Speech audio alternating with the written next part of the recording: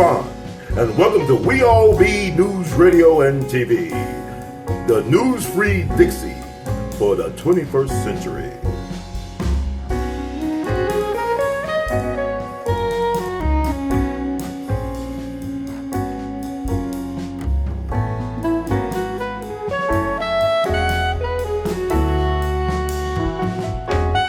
We all be honored to have on the one and only, the incomparable, the Honorable Judge Joe Brown.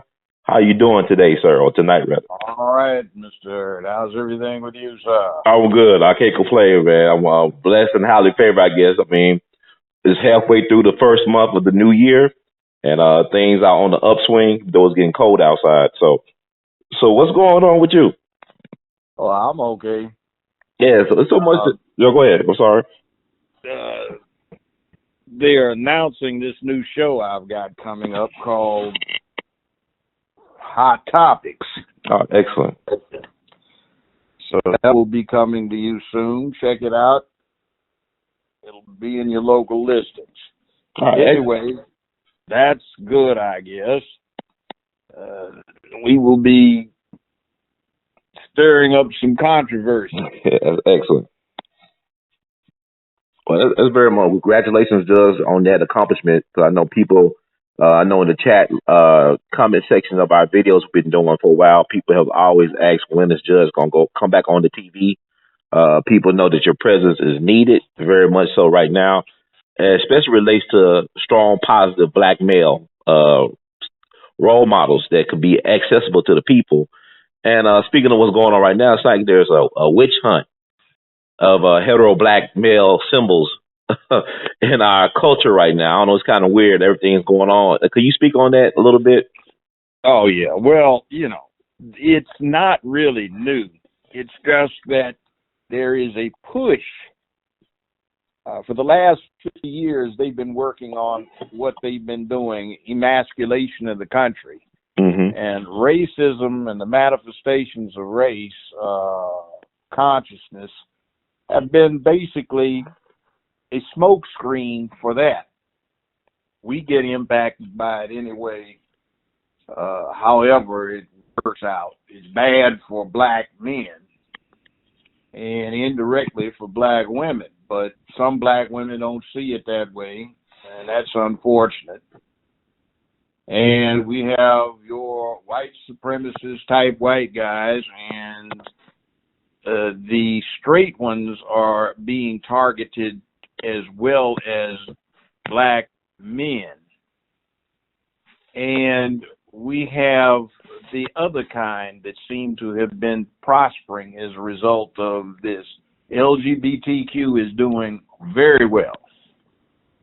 They've been exercising able and capable politics, and they're in charge in most of the top echelons of both parties, Republican and Democrat, whether it's federal, state, or local, are in the back pockets of LGBTQ, if not charter members.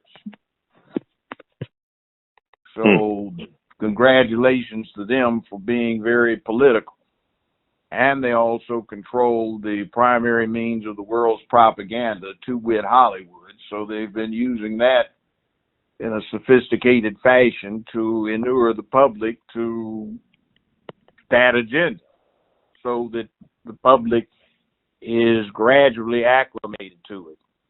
They're pushing the tranny thing because this idea that people can make choices about what they are rather than what they were born as is supportive of their general theme, and it's also going along with the posture that they are born that way. They didn't choose to be that way. So that means that they would be entitled to the same kind of consideration as somebody would have based on race, color, national origin, religion, or sex, or medical conditions. It's an interesting move in terms of strategy and tactics. Now, and also you speak to Hollywood and the things right now. I know what's been a hot topic for, I guess, the majority of the new year has been this, some people call it mockumentary series on Lifetime called Surviving R. Kelly. and the fallout from that. We got Gloria Allred. She's getting in the mix now as being the lawyer for some of the so-called victims of R. Kelly. And then you got a situation where you got people who was featured in the documentary, people like talking heads like Torre and Charlemagne the God. These are very popular, well-known black media male stars. Now they're being accused of improper behavior when it comes to dealing with women. Well, Gloria Allred is a lesbian, and so is her daughter. And they've been propagandizing amongst every female they can get a hold of. And what they've been doing is extorting money out of a lot of these men that they threaten with some kind of action and personal embarrassment. That's what they've been doing. Now, at one point, wasn't Gloria Allred's daughter going to represent Harvey Weinstein at one point? Well, no telling. I mean, a lawyer can represent both sides of an issue. You get trained to do that, and if you're a good lawyer, you should be able to. Basically, a client you have week one may be on the, one side of a type of case, and week two you may have somebody else that's on the other side. So it's nothing unusual. When I was an adjunct law professor, I used to have my classes prepare to argue a certain side of the case, and then at the last moment I'd make them switch sides. They didn't like it, but the point was that they had to be able to understand both sides. So that's just what it is. And some are just into the thing of making money. Also, some of them have political agendas or social agendas, and they are not adverse to being ruthless in pushing that social or political agenda. I like the way you approach your class, like having them diverse sides. I really wish that they could be done with the social media thing, because I believe that people are letting their emotions get the best of their judgment and how they perceive things. Is it possible? Yeah, is it possible it would be possible to get a decent jury that could think out of the people right now, out of the masses? My experience in 40 years of doing it is that if you got 5 juries, you get 3 of them that are pretty good. Mm-hmm. One of them is just flat awful, and you wonder if they ever went to a school or opened and read a book. And the other, just you want to shake your head and just say, yeah, they exist. But they are out somewhere in Never Neverland. Like, okay, didn't you think there was reasonable doubt in this case? Oh, there was plenty of reasonable doubt, but we thought that was a mere technicality and the police wouldn't have arrested the person if they hadn't done it. You're like, what?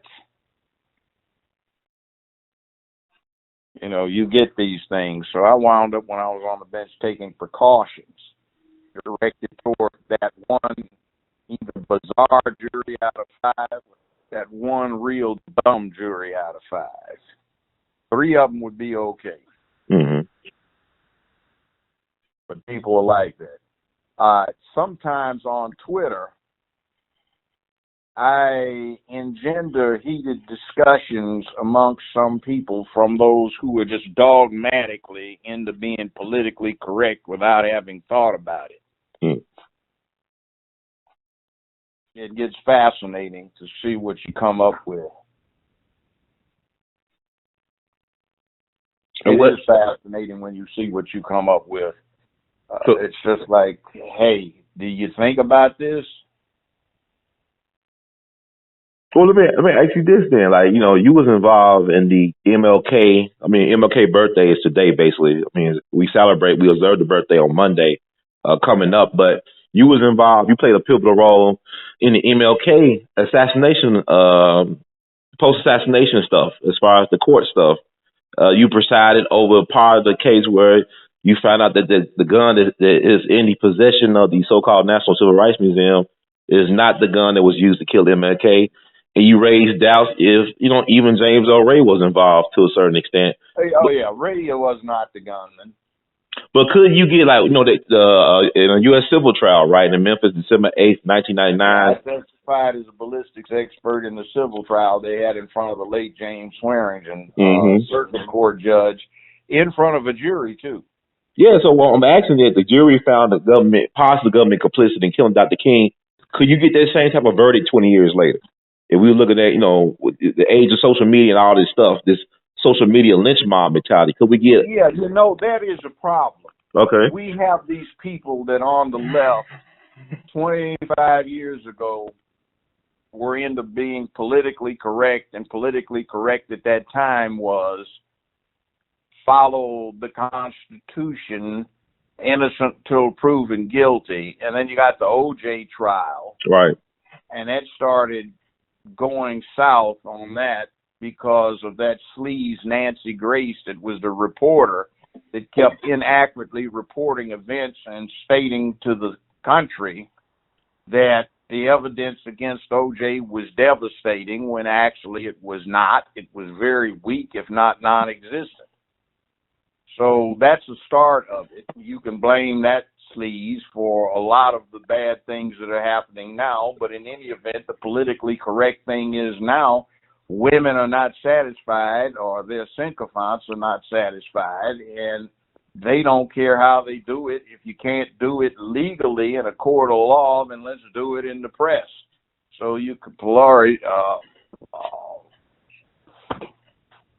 you can lynch somebody in the press and ruin their careers or their circumstances if you don't like what happens in a court. America's always been a country where the phenomenon exists where everybody knows somebody did it, but nobody can prove it. Mm-hmm. That's like Michael Jackson. He's a pervert. He got up under that black umbrella in the rain and stated he thought there was nothing wrong about showing love where a grown man would be naked in the bed with a 10-year-old boy. Now, if that isn't pedophilic perversion, I don't know what is. That was out of his own mouth, but too many of the parents involved got a lot of money from him, and they refused to give evidence, or they had mental lapses. Let's put it that way. So now, in the case of Michael Jackson, or you said Michelle, would it be fair to say that you could take people's words out of context? And I would encourage people to do their diligent research and find out what was actually said in a certain contextual form, because I agree with Paul Mooney when it comes to Michael Jackson that he's more X-Files than pedophile. Like he was very eccentric. I've talked to security people, I've talked to chauffeurs, and he was a pervert. Straight up and down pervert. A lot of security people would get hired, get paid a whole lot, and couldn't stand being out there a week looking at what they saw. Okay? Chauffeurs tell stories about chauffeuring that person or when they were in the Jackson 5 around, and it was not pretty. That statement that I have seen many times that he makes under the umbrella, standing in the rain, there's no context. He says he sees nothing wrong with a grown man being in bed naked with a 10-year-old boy if all he's doing is showing love. Now, there is a story that was reported in the European press that Jackson gave a special concert for one of the popes, and he sang 2 hours worth of castrati songs. Castrati songs are basically obsolete operettas that could only be sung on the register necessary if the person had been castrated before puberty. And nominally, the last person who could sing castrati songs died somewhere in the 1950s, and he had been castrated by some hill country priest in Italy who admired his lovely voice. So the fact that Michael Jackson could sing songs that could not be sung by anyone who had not been castrated pre-puberty, I find very interesting. Well, does it make him very talented, though? What's that? Would it make him just a very talented singer? You could do that without getting castrated? No, in other words, you can't sing the register. Beethoven, Bach, Mendelssohn, they all wrote castrati songs, but you can't sing them if you reach puberty with your balls. Now, on that, he had an amputated nose because it got necrotic because he had so many surgeries on it. He had Polynesian hair woven into his scalp, and the way they do that is they would make an incision in the back and then peel his scalp halfway off and insert the Polynesian hair into his scalp and thread it through a small little button and pull the button up against his scalp. That's why that thing was in the news some years ago about him sleeping in an oxygen tent. He had so many surgeries that the circulation was so disturbed that he was getting necrotic. So the oxygen tent was so that he wouldn't lose his snout, which he did. And you can see sometimes when he got to sweating and they did a close-up, there is tape on the side of his nose holding the prostheses against his face. He is a freak. And he also had his melanin in his face destroyed by laser.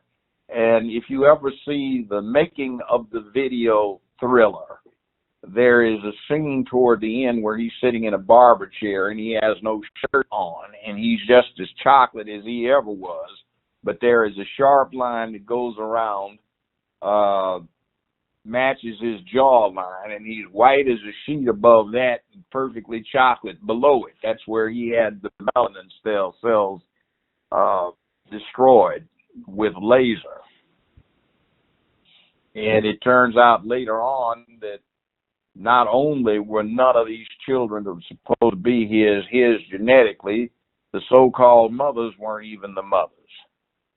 And it appears he bought the kids someplace from somebody. Never did find out who, because I guess they didn't want to go after him. But that's a case of can't prove it. But he was a pervert. He carried on. Well, I also heard that, look at documentaries, they said he planted stories in the tabloids. So he was his own worst enemy when it came to planting these stories about him being so eccentric and out there in the tabloids as well. Well, he didn't have to be eccentric. He was just something wrong with him. And the other thing was he was self-hating. The English psychologist did an interesting analysis of him when he died. The American ones wanted to blame his dad, but the English type said his dad was no worse than anybody else's dad's been throughout history. And if it wasn't for Dad, they wouldn't have been going to the bank so often. But what they did get on was his mother, who they said undermined all possibility of discipline in the household, because if they did badly, they didn't suffer any loss, and if they did well, they didn't get anything more than they got when they messed up. And if they messed up, they got no less than if they did well. So they did not grow up with a sense of proportion or a sense of accomplishment, and they had some big, bad self-hate problems. Now, it's interesting you speak of Joe Jackson. We lost him last summer, and folks very much spoke ill of him, although he, as far as being a father, you never heard about his kids getting into any legal trouble with the law. He raised his children. He made, two of them to superstars, Janet Jackson and Michael Jackson.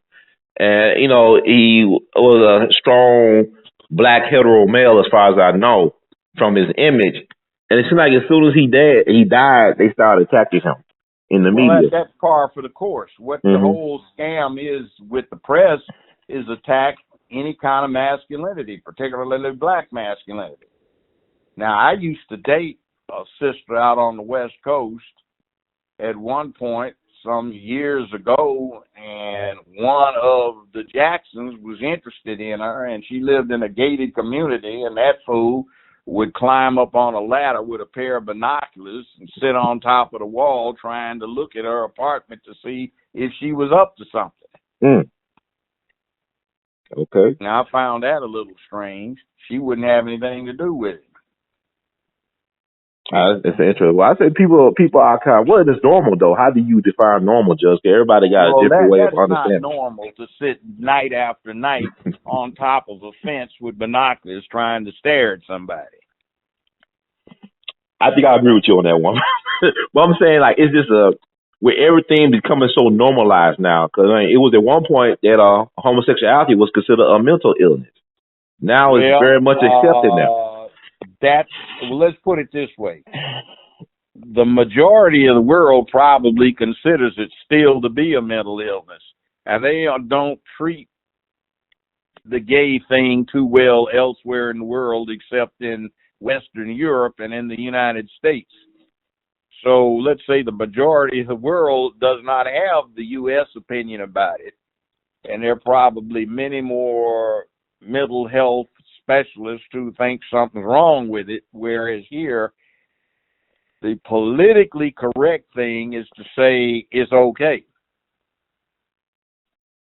That's like this thing about fluid gender. Mm-hmm. The test on gender is that there's a body laying on the slab at the morgue. What would the medical examiner declare it to be when he examined it, male or female? Mm. See, they're pushing this tranny thing with the fluid gender bit to get people used to the idea of making choices as to what they want to be. See, Mother Nature has spent a whole lot of time, billions of years, and a lot of effort, including a lot of mass extinctions and stuff, and not so mass extinctions, working on the attraction between male and female of the species, whether it's salamander, reptile, bird, or mammal. Mm-hmm. And there is an attraction between male and female. Male birds a lot of times don't look the same as female birds. And, you know, there's sexual dimorphism in humans, chimpanzees, bonobos, and gorillas. So there is a difference. Now, when somebody wants to sit there and take his time to say, I want to look like the opposite sex and dress up like it, then that's false advertising, that's bait and switch, and that's a matter of what you see ain't what you get. Mm. And it is problematical when a male starts trying to pass himself off as a female and a female starts trying to pass herself off as a male, and people say, oh, that's fluid gender. They're what they claim to be. No. When a man who has been picked up by or picks up one of what he thinks is a girl because she's got boobs and she's dressed like one and gets her home and finds out she's got something just like he's got, that ain't cool. Mm. That does not make that thing a woman. And when a woman tries to masquerade as a man and picks up a woman and brings her home, and when the woman finds out, wait a minute, you got the same equipment that does not make that thing a woman. And what are you supposed to call them, an it? You got a dick, you ain't a she, you're a he. And if you don't want to be either one, if you don't want to be that, then you're an it. If you got a vagina and, you know, that makes you a she, not a he. Mm-hmm. And that gets into the part about all the dues you have to pay to be a good woman or to be a good man. And you can't masquerade and do this stuff.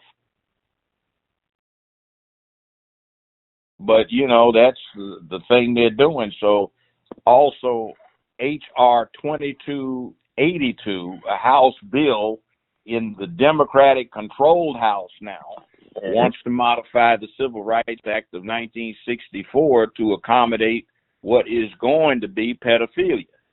Pedophilia has been defined as a sexual orientation that's compulsory. The person has no choice. So the definition they're trying to put in does not get into pedophilia, but what it does get into is those conditions that are not the choice of the person affected. In other words, race, color, national origin, religion, you know, that's a brainwashing matter, but it's what happens to kids when their parents force a religion down their throats. They can't help it. And then sex, and then medical condition. See, those are the things that are protected under the Civil Rights Act. Now they want to make it into those conditions, other conditions that are not the choice of somebody. So you get into the gay thing, and then you get into the thing about the trannies, and then you get into the thing about pedophiles who are compulsory about what they do. I would have psychological tests run on people I sentenced for child rape and child molestation, and I was informed that it was a very, very strong compulsion. What they would do is put transducers on the penis of the individual being tested, and they'd show them effectively porn movies. They wouldn't get an erection looking at women, but they'd get an erection looking at young children in compromised situations. Somebody like that, there's nothing you can do except to chemically castrate them. And yet they want to turn them loose on society. And then they got this little 9-year-old kid that currently dances in a gay bar in New York that's running around talking about he is pushing to put the P in LGBTQ for pedophilia, and he wants to lead the man-boy thing. And then they've got NAMBLA, National Association of Man-Boy Love, which is a sick thing, but that's been around for years. See, this idea of you don't call somebody handicapped, you call them challenged. You don't call them crippled, you call them challenged. You don't call them perverts, you call them non-mainstream. I don't have a problem with gay folk. They do what the hell they want to do behind closed doors. What I do have a problem with is when they start trying to shove this stuff down the throats of children. Now, in some states like California, gender orientation, I call it sex orientation, is not considered sexual activity. So the schools don't have to notify the parents when they want to teach this in class. See, if they're talking about sex education, the parents have to be given the opportunity to opt out. But when it comes down to talking about transvestites, they don't have to notify the parents because that's not considered sexual activity. So they get this stuff where, like this father in the Midwest, the grandfather got upset because they were having his grandson dress up like a girl in a dress. Or in California, they had this thing where they had a coming out ceremony for a child, which freaked out a whole bunch of other children looking at this.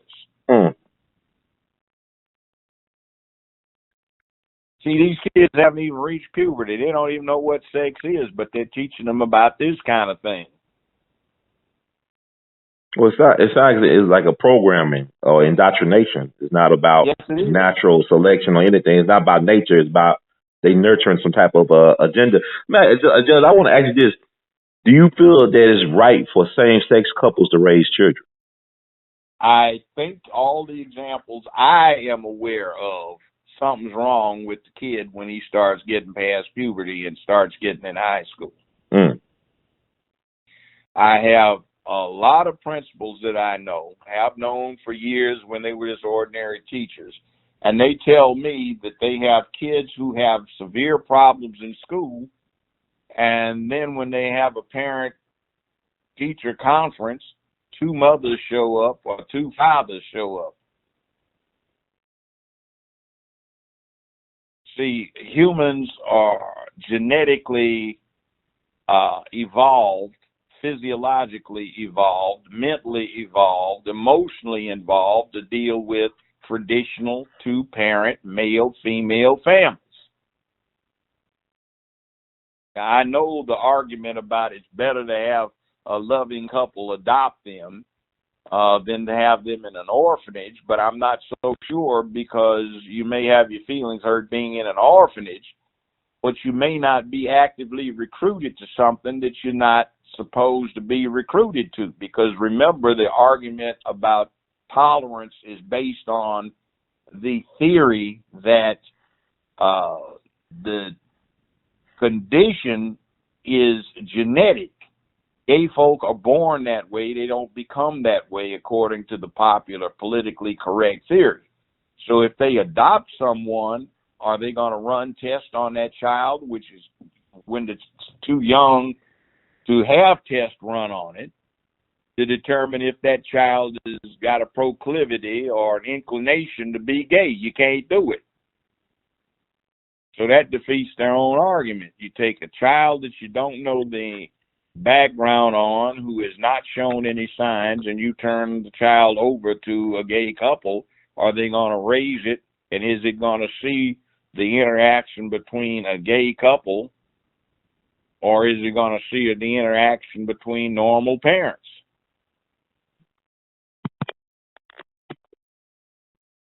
But, you know, that's something that the Supreme Court rules upon, so we will see in about 50 years the results. Most of these studies they've run, by the way, the sampling is too small. For one thing, they aren't being objective about it because they have a point to prove, which is that it's okay, so they selectively view the experimental data to support the conclusion they've already determined they're going to support. And the third thing about it is that they have not observed the subjects long enough to see what happens. They have not waited until they were 50, 60, 70 years old to see what goes on. Mm. And a lot of the standards they use, number 4, to make the assessment are not valid, or if they are valid, they are in the inverse. In other words, ordinary people would look at this person and say, oh man, that person's really messed up. But using the criteria that they use to make the assessment, they would come out okay. We know there are those people that aren't crazy in terms of certifiably crazy, but nobody can get along with them, and they're hard to deal with, and everybody says, no, I don't want to be around them.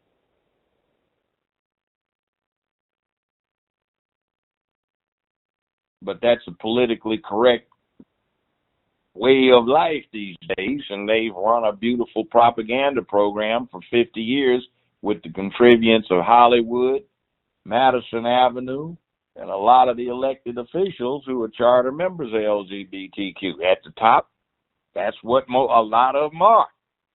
And a lot of this mess you see that's been going on in government is merely smokescreen type activity to cover up for what they're doing behind the scenes on these issues. 18 months before the election in 2016, the Democratic Party wasted a lot of it arguing on who gets to piss in the girls' bathroom. Mm. Now, I've got a granddaughter. I don't want her in some place where some dude walks in perverted and hikes his dress up and swings out to go take a pee.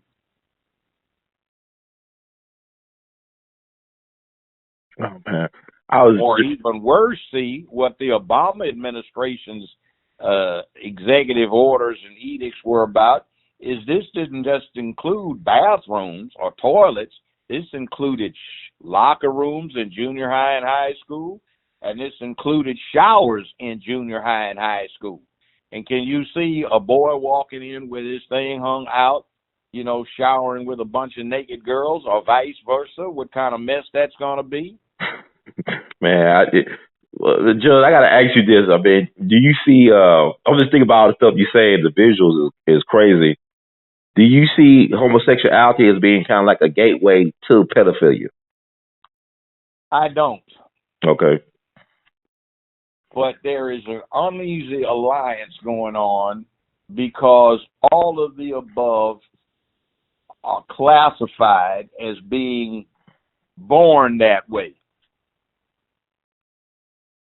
Now, you go back to the Gay Rights Manifesto of 1972, and under state action number 7 was to remove age requirements for sexual consent. And also in there is to define the protected categories as those that embrace people who, by dint of their nature, are incapable of resisting the type of sexuality that they would manifest. So that's a classic definition of a pedophile, somebody that can't resist being sexually attracted to children.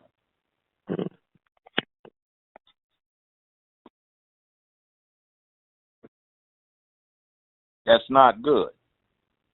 Now, gays have their rights to do whatever in the hell they want to do.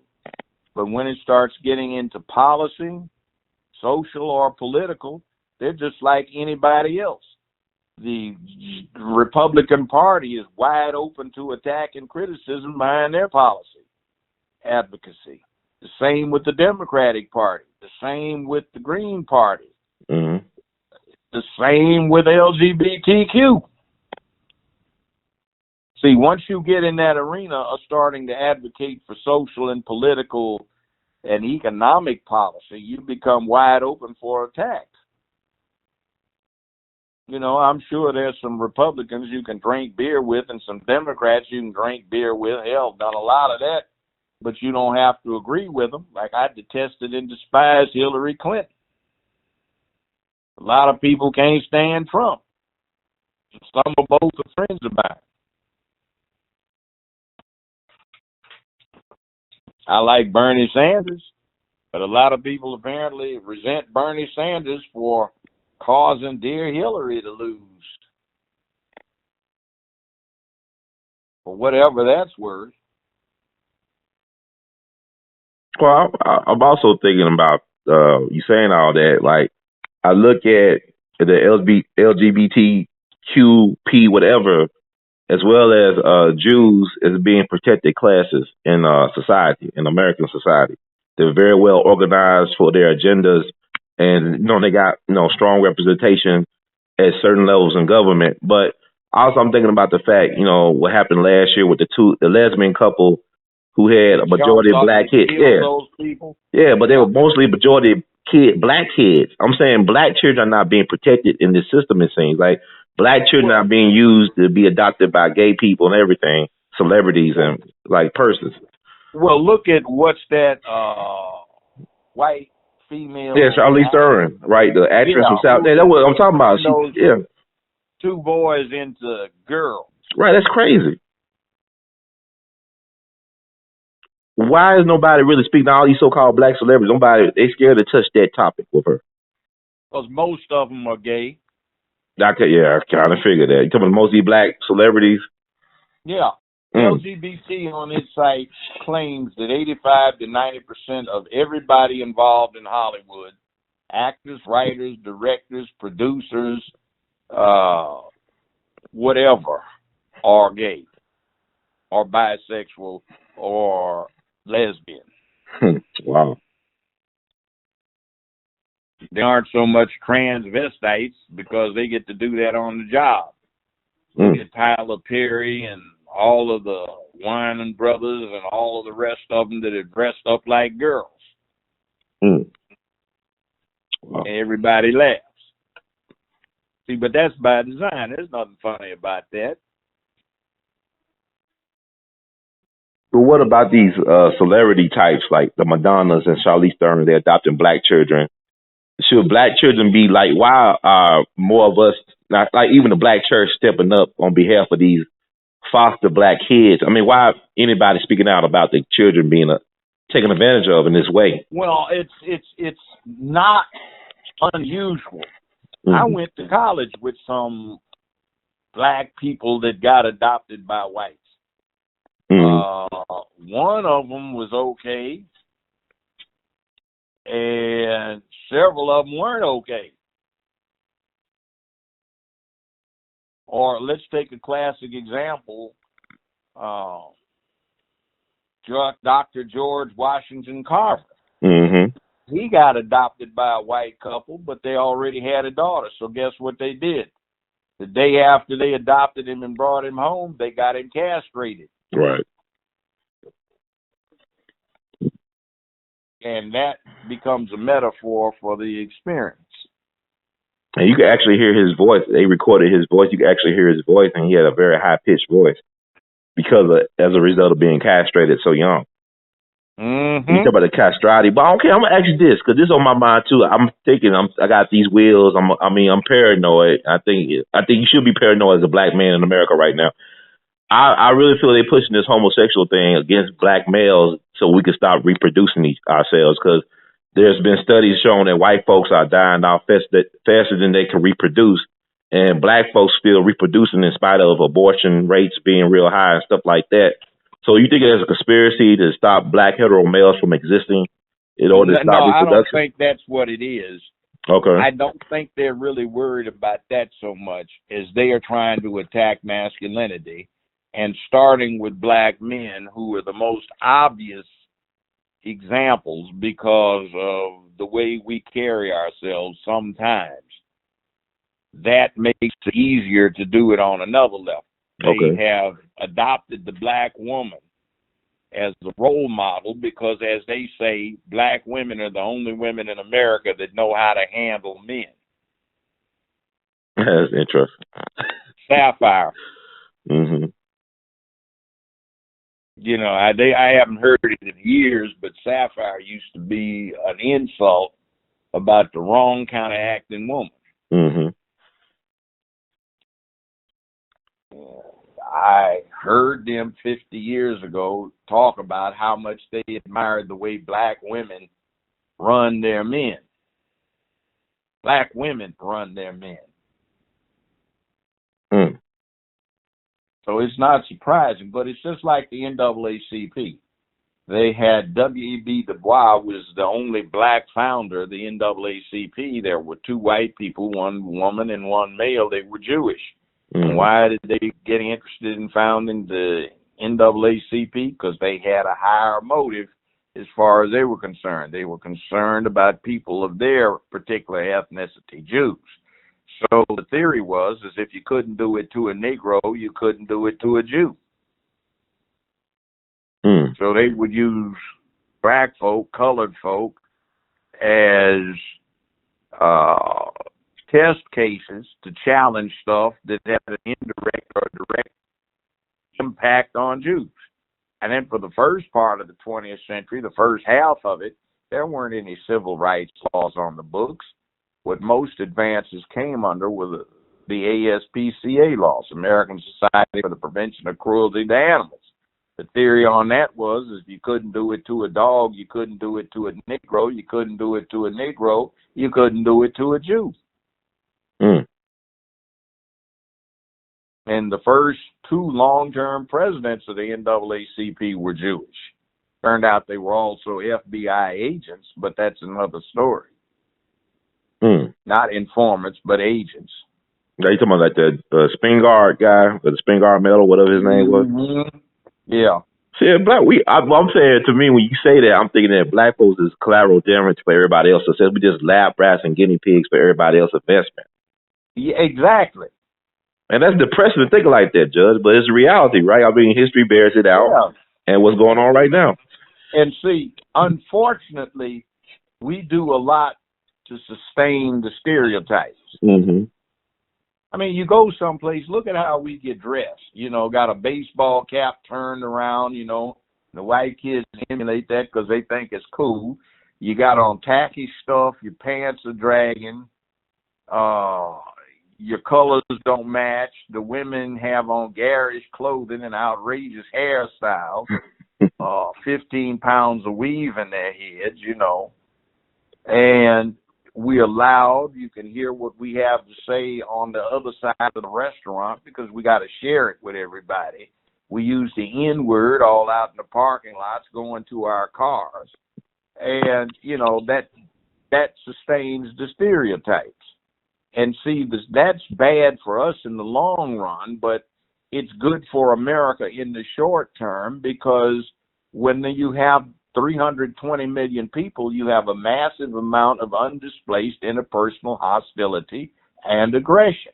And Europe and the rest of the world has always had outside boogeymen that they use to displace that kind of hostility and aggression on somebody outside, but America has the Negro who is resident in the country, and we look different from everybody else from a block away. You can see our complexions or our hair, and we become good stereotypical scapegoats.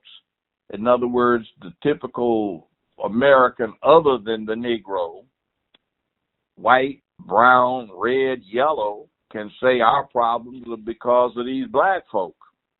And even if they don't lynch them anymore, they can vicariously blame them. And that lets them vent frustration and aggression so they can behave more homogeneously. Now, I wrote a paper 50 years ago about it, and based on what I laid out in that paper, one of the reasons that you could say you've got such a mess right now is overt racism is not as popular as it once used to be across a broad spectrum like it used to be. I mean, there are pockets, the obvious white supremacists, certain misfit police, the Klan types, the American Nazi types, and the general run of skinheads. You know, that's, or at least what they used to call skinheads. You know, they can't see anything else but the fact that, you know, black folk are ruining the country. That's that race war thing I was in as a documentary. And by the way, the term race war didn't come from the black folk. That came from the white folk that were white supremacists. That's their perspective on what's going on. It's in Europe. They've got these Europeans now, they've got some internal scapegoats since they've got immigration from the Middle East and North Africa and Africa. They've got dark people to blame who live there. And they are jumping right on the boat to start ramping up the rheostat, turn the heat up on scapegoating. Mm-hmm. So it's nothing new. It's just we happen to be that class in the United States if you're black. Well, I just wish that, you know, we advocate for making, like, just like the Jews and gays are protected classes of people, we should be protected class. I mean, in terms of the abuse we have endured from the system, you laid it out. You can call us the N-word, nothing will happen except maybe you get your ass whipped, but if you call gay dude a fag out on the West Coast, that's a hate crime, it's a misdemeanor. Right, exactly. I mean, I've been saying, like, I keep on thinking, I also thought about it yesterday. I said, could this high-tech lynching, cause I look at how they're doing black men in particular, is this worse than a physical, is this worse than what they did to our ancestors in terms of physical lynching? I mean, the effects of it. Physically lynching anybody. Right. But that was what was behind the, aside from that sleaze Nancy Grace fabricating a whole lot about the O.J. trial. It was O.J. supposedly killed the white woman, even if she was a junkie slut. But, you know. But also, you go back in the past, it was the white women of the South calling for the lynching of black men. Just like that. Like Nancy Grace is a woman, a daughter of the South. Yeah, and see, the deal is that sometimes those things that fascinate us, that have an attraction that we don't think we can resist, we demonize them. That's like these Southern Baptist ministers who got found trying to solicit boys in airport bathrooms.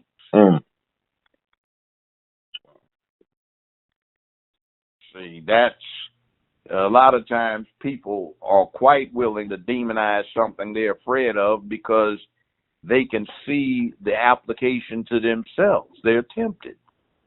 Well, that goes to Bishop Eddie Long, because he was very vocal about the homosexual lifestyle, and then come to find out. Yeah, he was very active, you know, speaking out against homosexuality in Atlanta. Then we found out what happened with him. Yeah.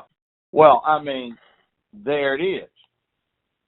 So bottom line is gays have a right to do what they do like anybody else. But I just find it peculiar that they define themselves by their sexuality instead of just like the rest of it. We don't get out and advertise who likes to be on the top and who's on the bottom when we get up on stage unless we're doing a comedy act. Well, actually, this crossed my mind too, Judge. I got to ask you this. Is it fair to say that there are some black women out there that are making black men gay? Cause I look at how some women raise their black sons. Yes. Okay, can you talk about that? Like that. Yeah, because they be having earrings in their ear before they're 2 years old. I don't understand. Yeah. That's like weird. And look at what happens at the Paradiso when they have that replay of that last Michael Jackson tour thing. And how many screens they got at Paradiso? 18? Okay, they got a lot of those. Yeah. 7 of them got Michael Jackson on, and all these women are down there bought new clothes and got their boys with them, and they've got white socks on and one glove on, you know.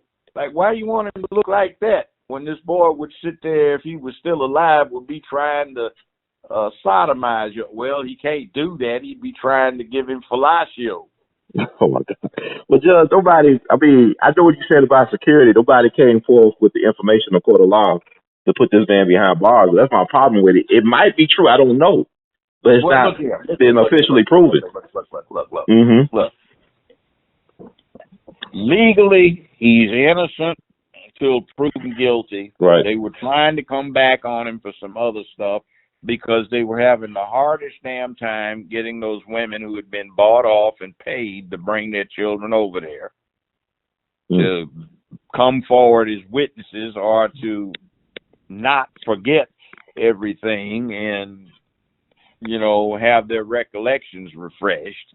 But in America, there's a common saying, everybody knows he did it, but you can't prove it. I mean, I know some stone cold killers walking around in public right now. Right. They killed not 1, not 2, not 3, but several people, but they didn't tell anybody, and there are no witnesses. And they haven't been prosecuted, can't prosecute. That Johnson woman, we couldn't prosecute her in 6 murder trials that they had up in my courtroom. She and the person working with her that took the hit out, everybody knew their names, but because under American law, you can't convict somebody on the uncorroborated testimony or evidence of an accomplice, they couldn't go after them. The Johnson lady you're talking about is the one that Kim Kardashian convinced. Yeah, that one. Okay. That one. The Queen Pen. Yes. Wow. And another guy, he had a tire shop down here on Airways, and he's the one set the hit up. Everybody knew his name, but they couldn't prosecute him because he kept his mouth shut. And everybody that was a witness against him was an accomplice. And they hadn't have anything to corroborate it. Well, I guess the system works, right? Here, my thing is, I told somebody who was a lawyer, I said, stop calling it the justice system. It's the legal system. Well, it's not about justice. It's the justice system because America and before that, the common law in England had this principle. It is better for 100 guilty men to go free than for one innocent man to be convicted. So it's really about justice then if you can't get the right people to go to jail. No, in other words, what I'm saying is it's viewed, or it was viewed by the system, except when it came to black folk, it was such a repugnant thing to convict an innocent man that it would be better to let a bunch of guilty folk go free than to risk convicting an innocent person. Which happens all the time when you look at the Troy Davis case and some other cases. Well, yeah, but I mean, there are more interesting examples than that. Like, do you know that you've heard? Okay, everybody's heard of the Earps and the Doc Holliday, right, Tombstone, out at the OK Corral, right? You know they prosecuted everybody for first-degree murder, but they got acquitted. All right. Well, it's well because Wyatt Earp would be considered a bad cop in today's terms. I mean, like he'll be an Well, abusive yeah, cop. Wild Bill Hickok He got killed his partner. prosecuted. Yeah, Wild Bill Hickok got prosecuted for murder several times.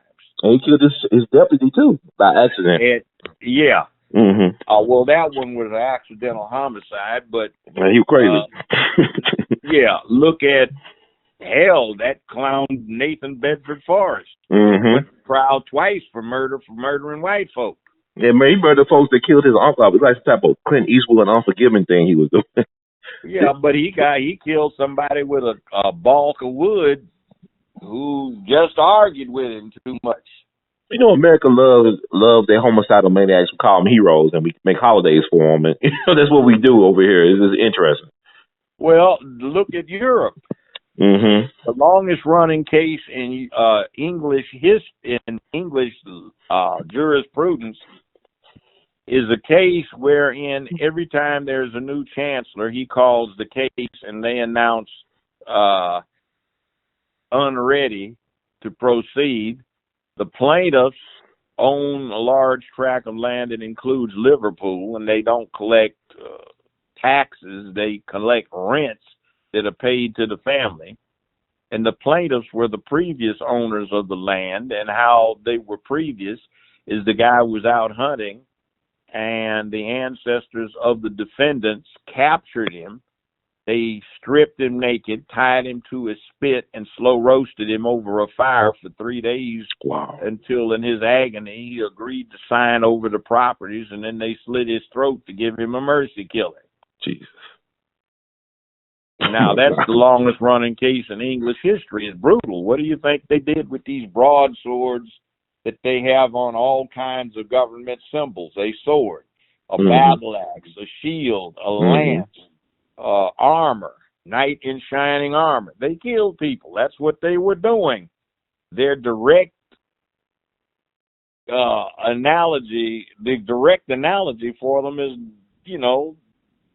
the mafia setup. Yeah. Judge, when I was thinking about what you just said, I was thinking about that scene in Godfather 1 when Michael Corleone is walking down the street with Kate, played by Diane Keaton. And he talking about how his father wanted him to be a legitimate, like, politician and, professional person. And then she said something to the effect that, Michael, the president doesn't kill people. And then he said, who's the naive one, Kate? Something like that. She's a school teacher, and she actually believed that the president is not involved in killing large numbers of people. Of course they are. Right. All of them, even Obama. Well, Obama killed a lot of them for the fact they violated a court order enjoining him from killing this American citizen and the American citizen's son. But they actually killed him, right? He killed the son and the father, right? Yeah, the son and the father. They called it the Drone Ranger. That was his nickname, the Drone Ranger. And it was admitted by the U.S. government that they had committed no crime that was cognizable in the United States. They couldn't be indicted or charged with any wrongdoing. The people loved Obama. They're such a nice, Obama, he's so handsome and so polite. He's a killer. Yeah, well, that's what his daddy did. His daddy ran the death squads for the Indonesian army. There you go. Killer. The Gestapo. Yeah, bunch of killers. Just like down in South America.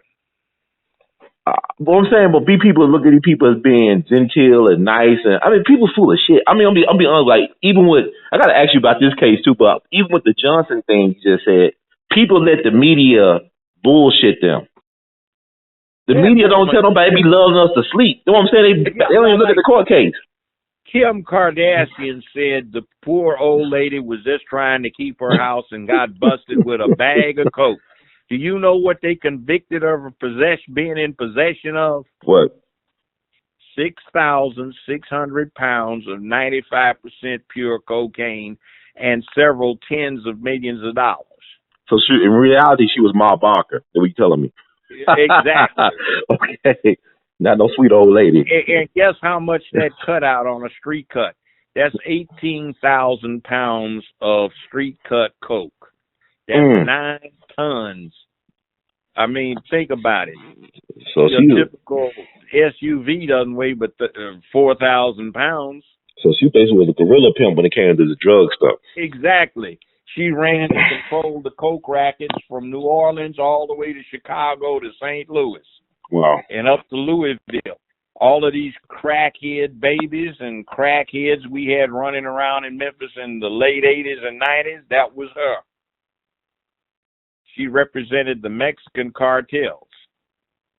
She collected the money and sent the money south and got the dope when it came north. And she dispensed it to the street gangs.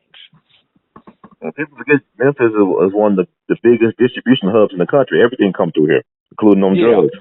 But that was one old lady with one bag of coke just trying to keep her house, and they indicted her ass on that too, for setting up sham transactions to conceal the cash money she spent for some big houses.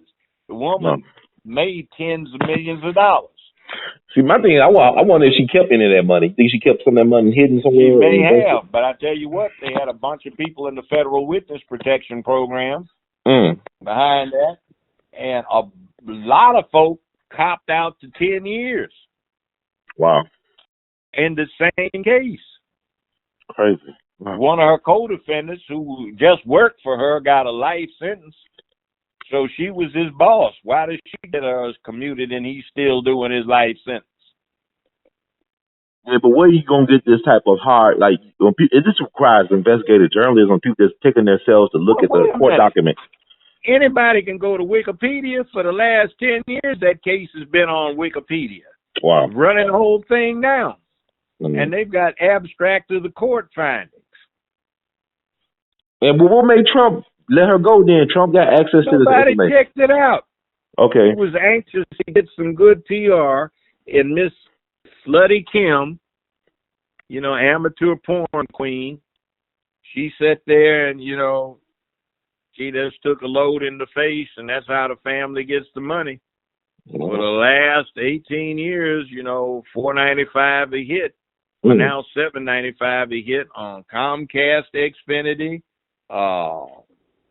DirecTV, Dish TV, AT&T cable, or you go to any major hotel or motel in America, you can get it on adult entertainment under uncensored television. Not even movies, uncensored TV. That's how the family made their money. Yeah, that mom reminded me of this. She's one of the most successful madams of all time. and then look at it. You had that pervert, what is it, Bruce Jenner for a stepdaddy. And they wonder everybody in that family screwed up? Well, you know, Bruce Jenner, Kylie Jenner is almost a billionaire, though. That's the thing. But they got a fetish for black. No, he ain't almost a billionaire. Not on his daughter, the makeup person. She ain't no billionaire. Well, she almost. She said she worth $900 million. I'm going by what they say. No, that is such bullshit. Okay, the money the family has is from Kim getting her little ass screwed by Ray J, Brandy's brother. And all of that stuff is Hollywood hype. That's like Atlanta Housewives. Turns out those folk didn't own those houses. Studio was renting them. A lot of them weren't even married. It seems like they're not really married. Weren't married. The Housewives of Atlanta, and only one out of the 9 was married, if I remember correctly. Well, I'm saying, okay, this is what I'm talking about, Judge. Nobody going to read for themselves. Everybody going to research. They're going to take what the media tells them is the truth. That's what's scary about this reality we're living in. A truth is this. Joseph, pronounced Joseph Goebbels, the Nazi minister of propaganda, said, tell a lie once, it's a lie. Tell it 1,000 times, it becomes the truth. Tell a lie long enough and loud enough, and you can get anybody to believe it. So when you get the lie told, courtesy of the media, where it comes on over and over and over again, and you've got news 24/7, and very little to put on the news except garbage like that. They just keep blasting it out over and over and over and over. And Kim says, when Trump called me, I was naked. You know, like, come on. She said that? She said that? I know. And then you get that fool, what's her name, Kanye Kardashian, jumping up on the table at the White House acting a fool. You know, it's like, hey, it's all hype for the peasantry, like Caesar said. feed them and entertain them, and they won't care what the hell happens. And that's what's going on now, and they don't really care what the hell happened. And also, I want to ask you about this mulatto Amy Fisher, Lolita, known as Centoya Brown. I mean, people lose their minds. You know, the governor of Tennessee, one of his last acts is commute her sentence, and she get out, I guess, August 2019. And I'm kind of conflicted by the whole thing. But what are your thoughts about Centoya Brown? Psycho that went and came up with the idea as a juvenile that since she was a juvenile, she wouldn't get much time. She was going to make it her business to bring tricks home or go to tricks' houses, get them to lower their guard and then murder them and take their money. And she got herself a pistol, and before she could get swinging on her little homicidal serial killer scheme, she got caught. She got this guy had pick her up. She went to his house. They got in bed. They had sex. He fell asleep. She shot him in the back of the head and robbed him. Okay, that's a cold-blooded killer to me. The cold-blooded, vicious killer, and she needs to be off in the penitentiary for the rest of her life as punishment. But Kim Kardashian got involved in that as well, too, right? All these Tennessee women cases she loved to get involved in for whatever reason. Yeah. And the governor community. But I'm saying, I looked at the girl. She got the Hollywood good looks. She got charisma. If she was an ugly broad, she still would be in the jail. We would never heard of. That's my theory. We'd never heard of Centoya Brown. Exactly. If she looked like the founder of Me Too movement, that black woman that looked like Kara Swan, we would never heard of her. And the bottom line is that also says we got a fool for a governor in the state of Tennessee. And he's a billionaire, though, Judge. He's a billionaire. Somebody who acted as foolish in the White House. Well, they both billionaires, right?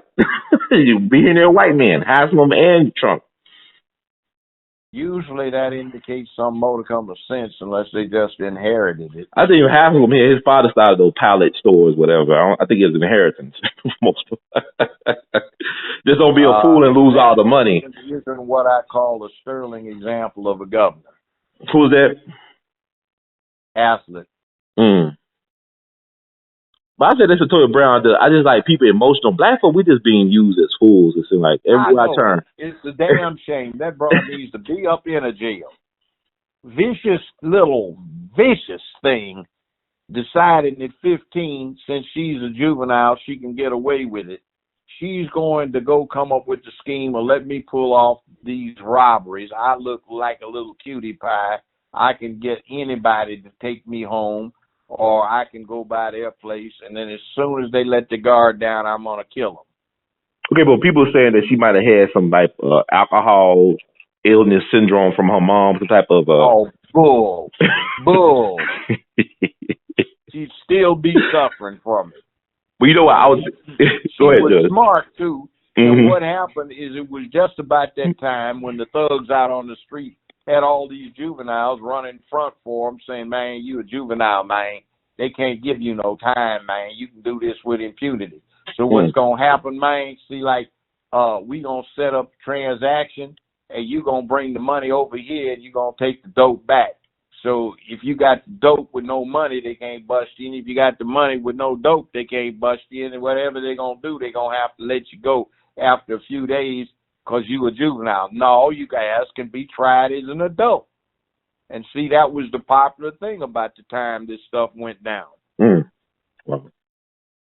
So basically, though, Joe, I'm also thinking as well is that you're making a case for R. Kelly in terms of if she's 15 or 16 years old and knew she was doing, setting up tricks to be robbed and even killed.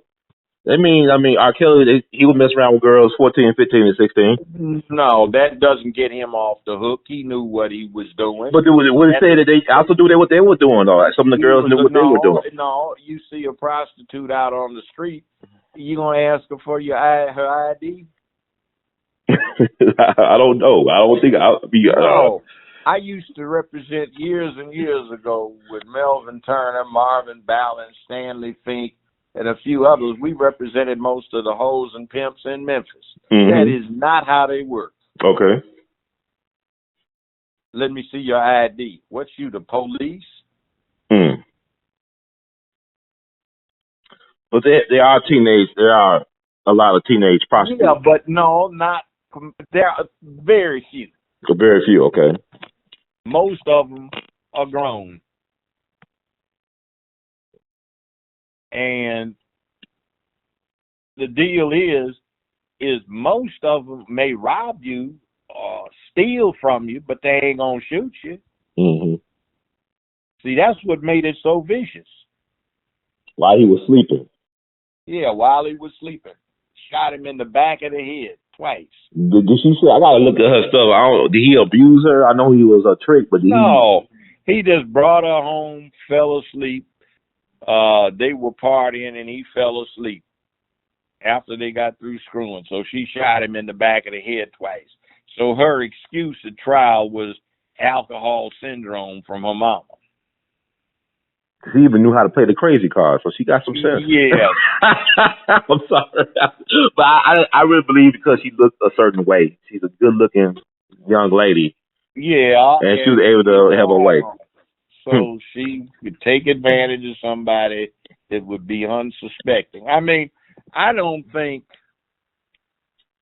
in the years I represented pimps and hoes that I had one of them shoot somebody.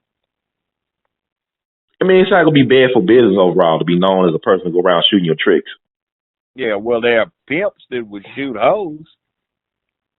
I mean, I guess it's an enforcement tool, like guerrilla pimping. I guess I don't know. I don't know the light. Yeah, guerrilla pimping. I mean, I had some pretty vicious clients that were pimps. There's nothing nice about pimping. Pimps are scumbags. But also, some of the women, the hoes become pimps themselves sometimes, or madams, as they say. There are a couple of famous women, including one particular entertainer who's a singer who was a notorious Memphis pimp. Really? They still around? Mm-hmm. It is a female. Yes. Oh, wow. She's very well known. Very well known. And she sing at church, too? No, she wasn't singing at church. All right, okay. So what I'm saying is, my thing is, it's just BS because, like, there's a lot of girls that became prostitutes and been, abused and got into sex trafficking, caught up in that. That isn't how they mostly get into sex trafficking. Okay, explain, break it down. They're lesbians. They tend to be lesbians, especially the ones that had started off as dancers. The preacher turns them out, not the pimp. Say that again, Judge. The preacher? Preachers turn them out. See, pimps just recognize somebody preachers have already turned into hoes. See, what happens is people have a need to be accepted as they perceive themselves. They have been told by mama, grandmama, and aunts that they're too pretty and they gonna be hoes and all these men are gonna be after them and, oh Lord, Jesus gave me a trial in the trib, having put up with yourself. You know you're gonna be a slut. And see, they get taken to church 4, 5, 6 times a week. And they watch grandmama, mama, and the aunts get hustled by the preachers and they're giving them every dime they don't have. Grandmama gets stood up on the podium, next to the pulpit and recognized for selling one more slice of cake than anybody else did. And that's the equivalent of walking in with the pimp instead of his bottom hoe after she sells $5 more booty than the bottom hoe did in one given night. And when the pimp tells her she's dumb, stupid, and ugly, she thinks she is, so he sees her as she is. And that's the same as the preacher telling all her female relatives that they are no good, low-down sinners and they're going to hell. See, it's the same game. And you can see a lot of women try to run it on the guys because they picked it up the same way. I got to break him down into manageable pieces. He think he all this and that. I got to tear him down so he manageable. Why would you want to tear somebody down that you're relating to? Doesn't make any sense, but that's part of the game. Same thing with some guys. A whole lot of them got nothing but mamas around. They think the way they're going to deal with a baby, man, you got to tear that hoe down, man, so she don't think she's something. Think she all this and that, man. Need to bring her down to size. See, that's a woman's way of thinking, the wrong kind of woman, not just a woman's way. So when pimps run into that, they sense it and they exploit the woman. So when they tell her she's dumb, stupid, and ugly, that's how they perceive themselves. They give him all of their money, but they've been watching their female relatives give the preacher all of their money. Yeah, when you saying that, I'm thinking about, it's like a lot of pimps hate their moms. Like, I'm thinking about Iceberg Slim and what his mom did to him. Like, a lot of pimps, like, they hate women because they hate their mamas. Yeah. So that's true. Okay. So what about some of the black women, though? I can't. It's hard to deal with some black women. I ain't gonna lie to you, Judge. It's hard to deal with some of these sisters out here. It really is. As far as being a man, you don't want to hit the headache. So see, some women who've had fathers, they like men. They appreciate what men do, and they honor them just like good men honor a good woman. But see, the ones whose mamas and grandmamas and aunts never had a man and they hate them, and they got 9 kids with 6, 7 different babies' daddies, that's not gonna work. Man. Okay, and then you can see what happens. See, every now and then you'll have a woman that's got 8, 9, 10, 11, 12 children, and one of the daddies is all right guy, and he tried to step in, so he got the daughter and brought the daughter to him, and the daughter's all right, and the rest of her sisters and brothers are all messed up. Well, you know what, Judge, I was thinking about also, there's a saying, you can't make a hoe into a housewife, but can you make it into a, I was thinking about the late Bishop G.E. Patterson of Kojic, and I believe his first lady, she talks honestly about her past, about being involved in the life, and she ended up being the first lady of a very powerful denomination. And I also had a chance to talk to some other females of the night, former, females of the night. And this sister, her daddy was, and her grandfather were Kojic ministers out west. And she got involved in prostitution early, but she's about, 28 now. And it's just fascinating. It's like the places where you think, like you said, people that are most outspoken about certain lifestyles and stuff, that stuff actually starts with those places. They're supposed to be the so-called respectable places. Think about the Vatican. It wasn't long ago where they had orgies up in the Vatican. They had houses of prostitution. The nuns were prostitutes. Back in the old days. A good friend of mine and I had to get this woman rescued who was doing a documentary down in Haiti, and she had videoed this convent that was being run as a whorehouse, using some of these young female orphans as prostitutes. Wow, as a convent. Yep. A Catholic church. I see people, you got 1 billion followers of the Catholic Church. You got all these child abuse cases, but people still join the Catholic Church. They being strong. So I don't understand it. It's like it's fake outrage when it comes to R. Kelly. That's what I'm saying is the land of hypocrisy. Well, it's not just the Catholic Church. One of the more notorious churches is the Southern Baptist Church. Right. This DA here covered for one Southern Baptist minister that videoed himself having anal and oral sex with 10, 12, 14 boys under 12 years old. Wow. So what she recommended on the thing was 10, 11, 29 sentences running concurrent, 10 years probation unsupervised, and didn't get him declared to be a sexual offender, registered as such, and hushed it up and fired the investigators. This is Amy Wyrick who did copies of the tapes. Amy Wyrick did this? Yep. And and people still vote for her, or are people really voting for her? Well, they didn't want to be interested, but it's out there. In fact, it was so notorious, the Tennessee State Attorney General's Association, which puts out a weekly newspaper, put an article about it in there talking about how much of a travesty it was. So she mean that this guy just got DA down here, Amy Wyrick, Mm-hmm. in a study done by Yale and Harvard Law School's Law Reviews, was found to have more personal findings of prosecutorial discretion against her than any other DA's office in the country had in total. Wow. She fixed the case in front of me, or tried to, years ago. She wanted to transfer this case in, and this person, it wasn't a sexual offense, but she wanted to give this person 1 year up front on a minor drug case, she said, unsupervised probation and judicial diversion. She had dismissed the charges against the female co-defendant. I refused to do anything without a hearing, and when I wound up having to reset the hearing because they didn't talk about drugs, Metro Narco came in hot. They'd been trying to get this bust for 3-some years. And you know how much this guy had? What? How much? 4 kilos of coke, several hundred hits of crystal meth, Quaalude, several hundred hits, a pound of 96% pure heroin, and even LSD. And they were going to let this guy, that's life in a federal penitentiary.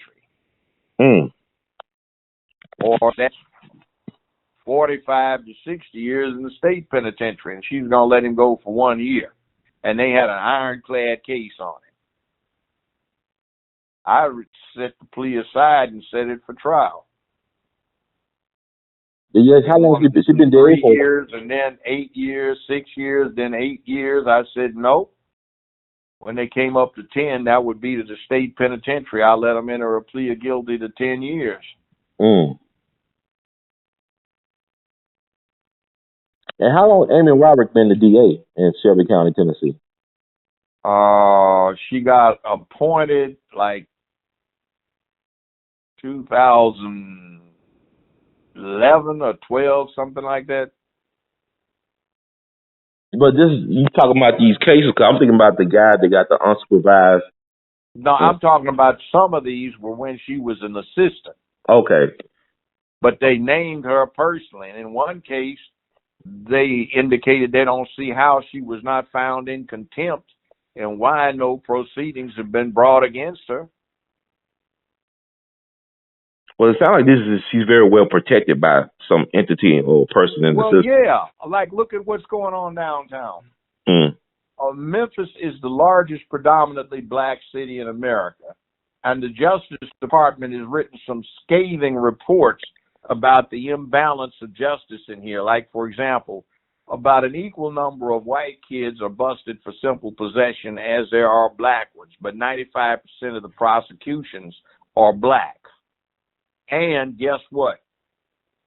Shelby County has the dubious distinction of giving out the stiffest sentences for simple possession of marijuana in the entirety of the United States of America. And part of that is because you've got some very awful former prosecutors who are criminal court judges who have been benefiting from these sample ballots that are passed out at the polls, and they pay some of these charlatans who put them out and pass them out in the black community to put them on the ballots, and they get the black bloc vote. Like I said, one of the worst is a Judge Lamey down there. Okay. You've got Paula Skane, who is not good to the black community. They removed her from Henry Brooks's case after she sat there and gave a very bad decision denying Henry Brooks diversion and setting it up so she would be permanently barred from voting again in the rest of her life, saying, I have never appreciated you. You're nothing but a racist. Wow. And the Supreme Court removed her from the case, and she wound up having the charges dismissed and her record expunged.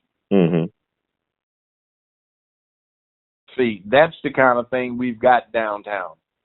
You've got Glenn Wright, who is an excellent judge, fine brother. You've got Carolyn Blackett. She's a little scary, but she, she never practiced criminal law. But the rest of them, Oh no. Uh-uh. That's like going to a Klan meeting.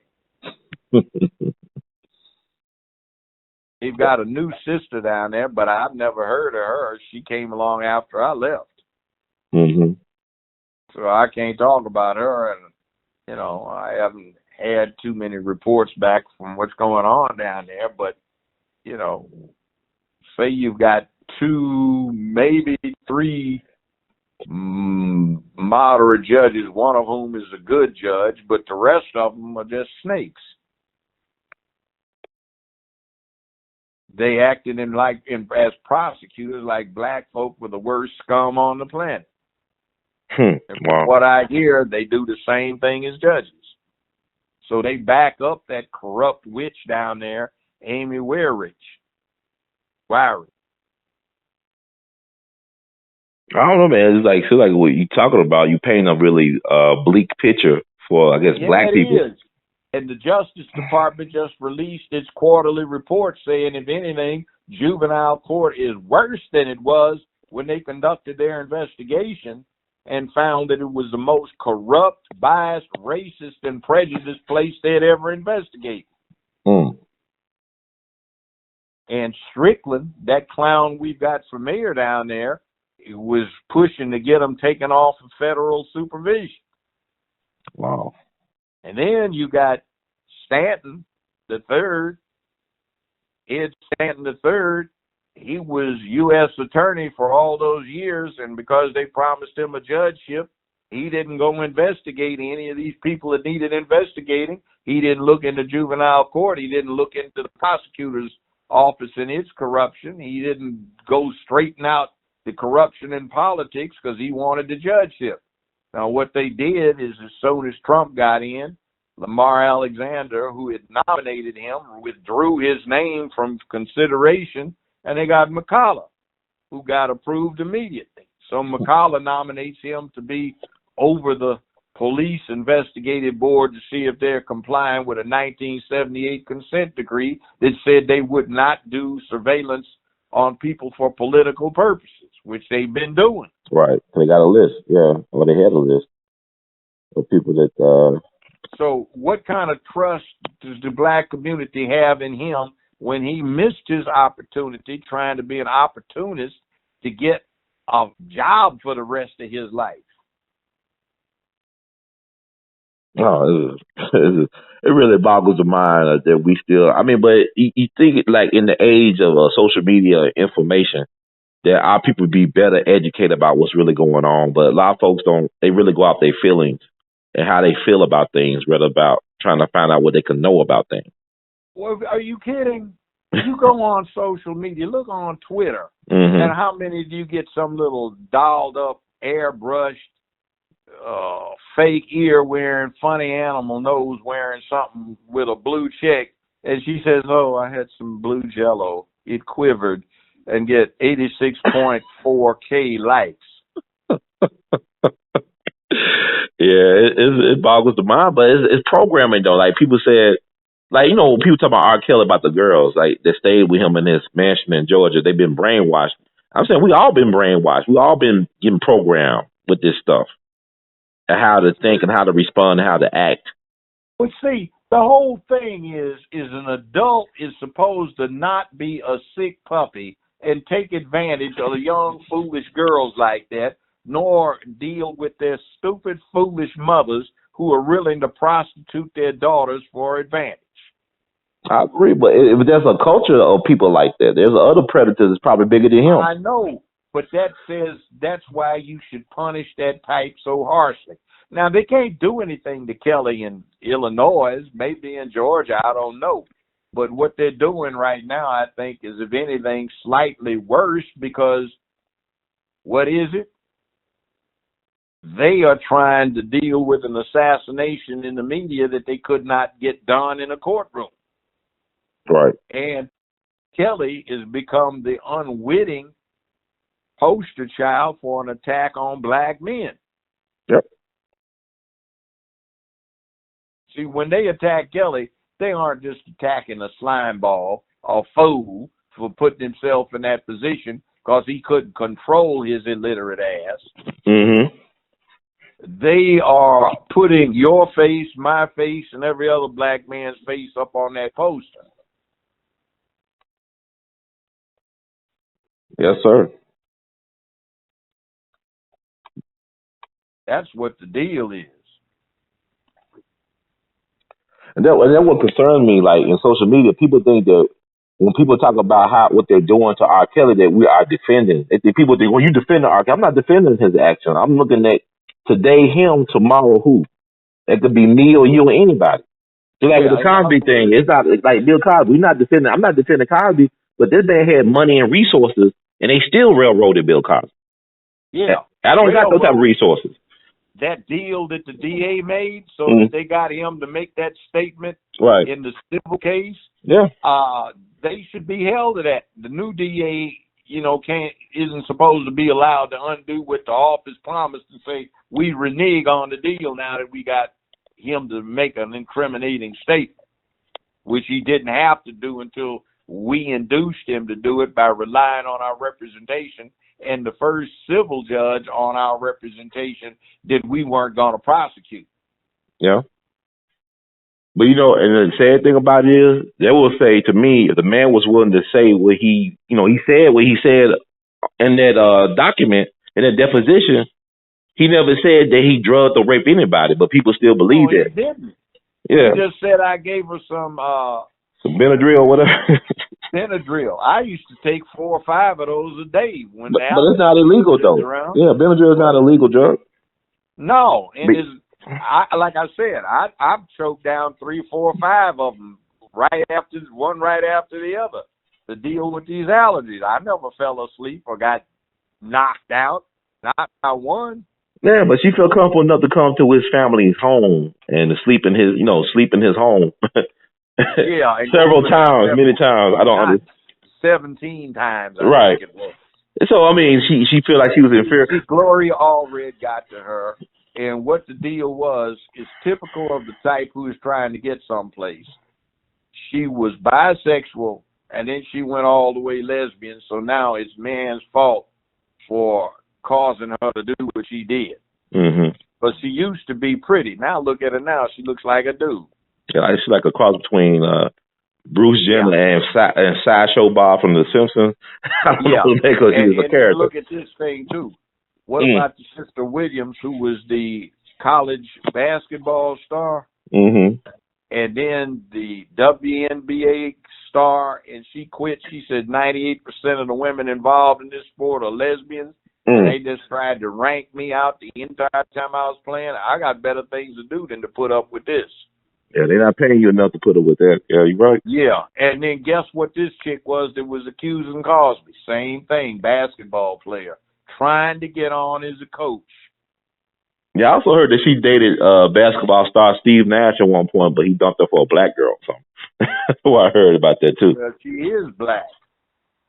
Interesting. She black. I heard about her mama white, but they said her mama helped set up Cosby. They was like all about the money. But the bottom line is she's a black woman. She's black. She's an interesting looking thing, but okay. Go with but I heard that. Pretty. Now she looks like some beat up dude.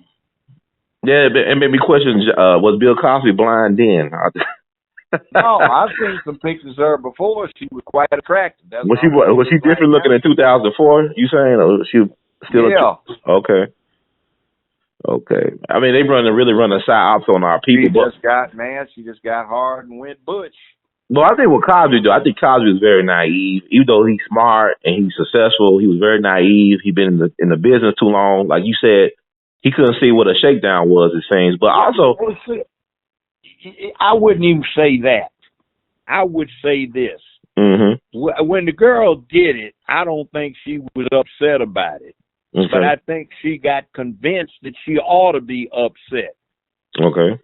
See, some of those women, basically, what was going on is the term is sex, drugs, and rock and roll, or baseball, or celebrity, or football, or basketball, you name it. And they wanted to go for the sex, the fun, the adventure, the drugs, and the alcohol. And they would show up at these parties, at the mansion parties, see-through, no bra on, and the tops would come off. She'd be topless. They'd be topless in a few minutes, and then naked within the hour, and going around trying to give head or screw everybody, give head to or screw everybody in the party, and then come back to the very next one. And then that life did not work out for them. So they tried to make up for a lack of talent and jumpstart a career with sex, and I guess they couldn't screw any better than they could act, or whatever the devil they were trying to do, and they got upset. And somebody like Gloria Aldrich convinced them that they got done wrong. Go ahead. I'm sorry. Go ahead, Judge. I'm just saying, that's why everybody out in Hollywood who's straight gets married so quickly and so often. It's not safe to date. Because, if you marry somebody, it's kind of hard to say you're raping them, Right. But then some people do it anyway. Frankly, when I first got out there, they tried to set me up that way. I hadn't had this show 2 months. And there was this party at the Beverly Hilton. And I was enjoying myself. I was single, and I was dancing with a lot of ladies. I wound up dancing quite a few slow dances with this one in particular. And we wound up seeing each other for a while after that. But we sat down at a table, and we were drinking wine, and she said, "Excuse me, I got to go to the ladies' room." When she came back, she said, "You know that guy over there?" I said, "Yeah." She said, "He came up and approached me after I left the ladies' room, offered me $2,000 to say, you tried to feel me up and do something indecent." So I got a written statement from her, and I went around to the other women, and they all backed that up. That guy had come by trying to get them to say something negative about me. So I got little notes from each one of them. But that's how they roll out there. See, they're vicious. Did you confront the guy, or what happened with that? Oh, yeah, I did. Later. So he was working for somebody. Go ahead. I'm sorry. Go ahead, Judge. No, he was the CEO of the studio. Really? Wow. Yeah. Name was Larry Little. Wow. He saw you that much of a threat. Why? What was his deal with you? Y'all just... Because remember what Mel Brooks wrote with the producers? If the show is a flop, you can steal more than you can make if it's a hit. He embezzled $25 million. That's what he was trying to make the show go away. Wow. So what ended up happening with him? He got fired, and his wife wound up divorcing him and took him to the cleaners. Well, that's karma for you. Wow, that's crazy. That's insane. I was just wow. That is something. See, they're vicious. Yeah. Well, I'm gonna ask you about the Cosby thing. I just think, here's my thing. If the guy who was the DA that was the one who tried to, stop you from getting indicted and convicted, could he just gave him some money to make sure he won the campaign? Should Cosby written him some checks? Well, that didn't happen. But see, my thing is I think under American law, it's the office, not the individual, that makes the deal. Okay. So if the office says we aren't going to prosecute, the office can't turn around after you and a civil judge have relied on that representation and given a deposition civilly and turn around and try to use it. So, but basically they did that and they got away with it. Exactly. How is that possible? But hold on, the appeal's not over yet. So you mean they could actually do that? It's like you looking at a football game. No, you're not supposed to be able to do that. So it shouldn't be. You got the man to waive his Fifth Amendment right, or you held that it was not applicable because he was not going to be prosecuted. Under the Fifth Amendment, you cannot compel anybody to give evidence against himself in a criminal proceeding. In a civil proceeding, you can. So when the DA's office indicated it was not going to prosecute, the civil judge indicated he had to give the deposition and he was no longer able to avail himself of the Fifth Amendment. So once he gave the deposition, then you get the new DA coming in and saying, well, we're going to change that. We like what we hear. We're going to prosecute. Well, you can't use that. They even had it in writing, right? He had it in the email correspondence with the office as well, too. Yeah. I mean, there was no question about it. It's all spread on the minutes of the civil court.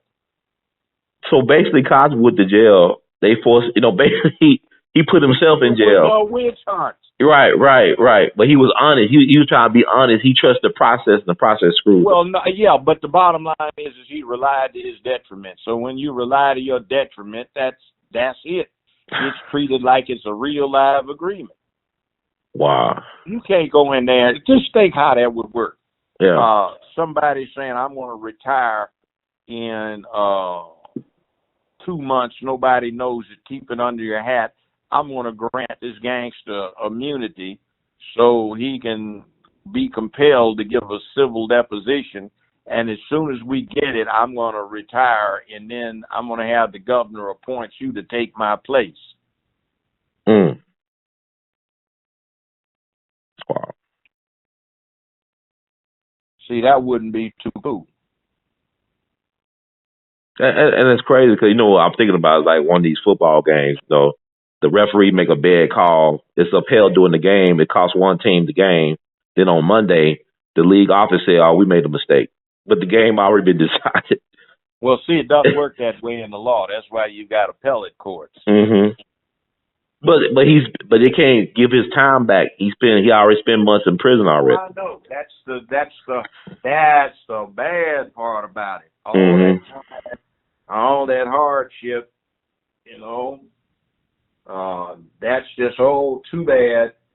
I mean, and that allows prosecutors to get away with great abuse. Mm-hmm. I do not trust career prosecutors. Power corrupts, and they've been exercising power entirely too long, and most career prosecutors, there are exceptions, are corrupt. Even like that's one reason. What is it, Kamala Harris? Yeah, Kamala Harris. Yeah, you read my mind. Go ahead, go into it. She's going to announce her bid for president. Oh, hell no. And she's got enough baggage from what she didn't do in California. Like one chick embezzled $12.5 million.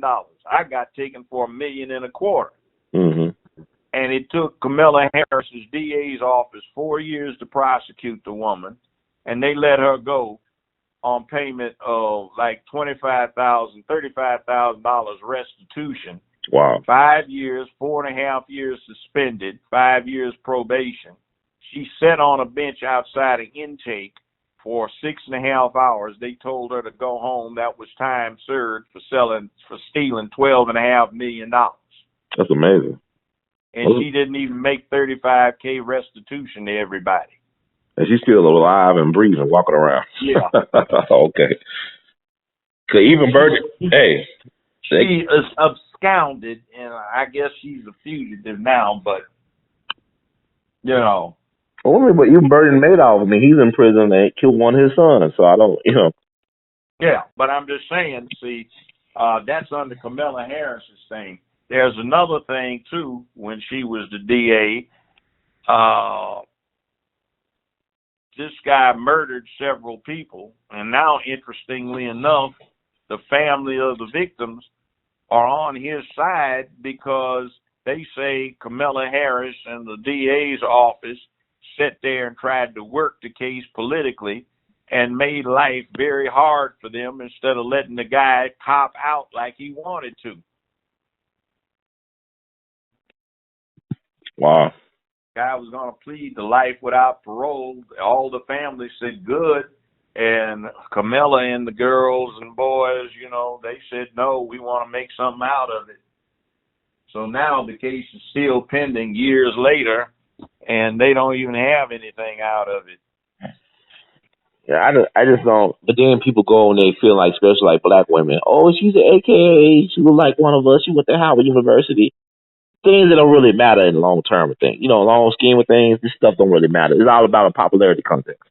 Hey, I'm an alpha, and my mother was an AKA. Damn that. But I'm saying that's how they pander to her. It's like even with the Alabama thing. See, the media got black women think black women, they super women. They we don't need a black man. Like Doug Jones got almost 100% of the black man vote too. He got 97% of the black male vote down there as well. With the black woman vote was not 8%.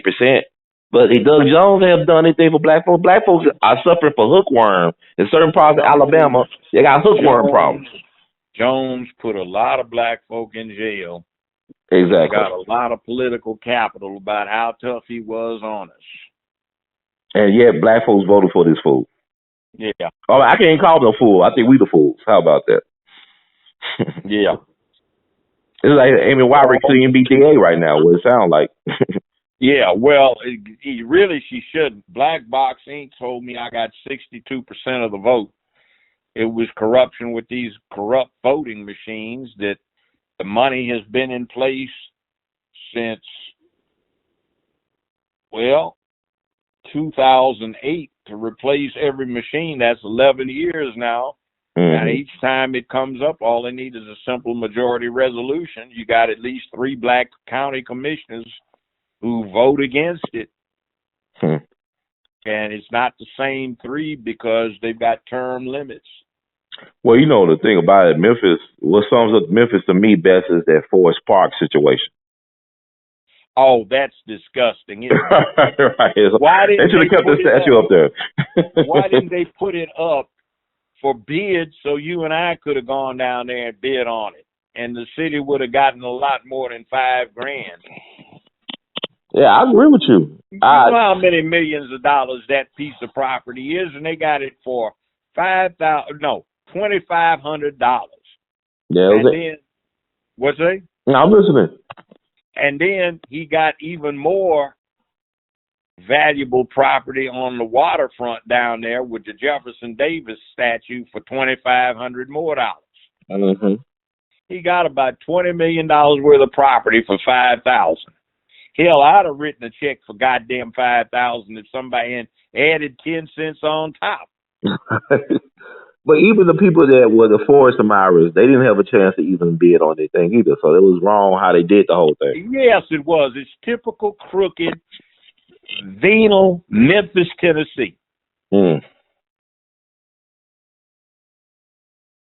it was weird. I'm be unjudged. That statue was up for so long. It was like weird to see people getting arrested and getting beat up over an inanimate object. I just don't. He don't set every statue with just an inanimate object, but yet people wasting so much political energy around that thing. Yeah, and then somebody getting $20 million worth of property for $5,000. Yeah, it's a classic land grab thing. It's like with the Cosby, all this stuff. To me, all this other stuff is distraction.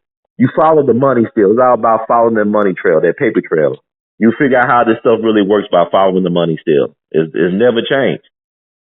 It's never changed. I mean, I think all this other stuff, like, a political scandal is only worth something when there's sex involved. Why is it not worth anything when they embezzling money from the people? Well, yeah, and know what? They had that Tennessee Waltz sting operation that nabbed so many black representatives and politicos, and now they got a new crop of the same old. Yeah, some people got in trouble recently, right? I mean, but you should be broke being in politics. You don't be broke being in politics, and especially, because human nature is something else. But if you know what I'm saying, like I look at Donald Trump, and you look at a lot of white folks that get into politics. A lot of them ain't trying to make their fortune by being a public servant or being in a position. I see that's the interesting thing, like Trump about Trump. Ordinarily, somebody like Trump is buying all of these people that hold these elective offices. This time, you got one of the buyers is not playing man behind the throne. Right. He's sitting on the throne. Which is a difference. See, that's what folk don't understand about him. They're not getting a flunky. They're getting the guy that usually pays the flunkies. But they want to paint him as such in the media, which is funny to me. Yeah. Like he's somebody's puppet on the string. He's not for their agenda. And he is not treating them as a sacred cow.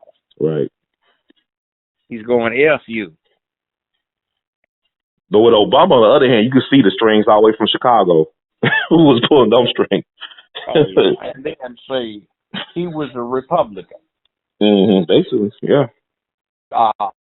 Heritage Foundation, for the 2 years he was in their Senate, gave him their third highest rating for conservative voting. He voted fewer times than any other U.S. senator out of the 100 that they have. But when he did vote, he voted more conservatively than all but 2 senators in the U.S. Senate. Now think about that. Well, they were always grooming him. Yeah. Rich boy.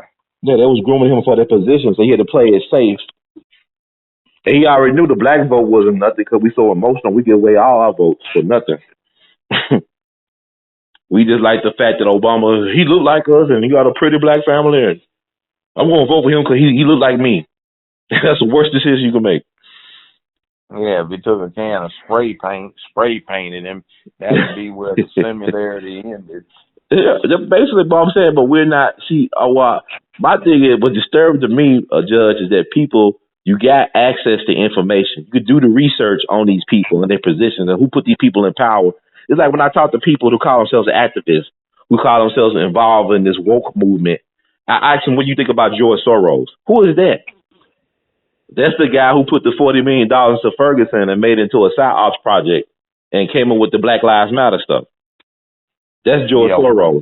He's the guy behind the strings, behind the throne. Yeah, but you know what gets me on Twitter?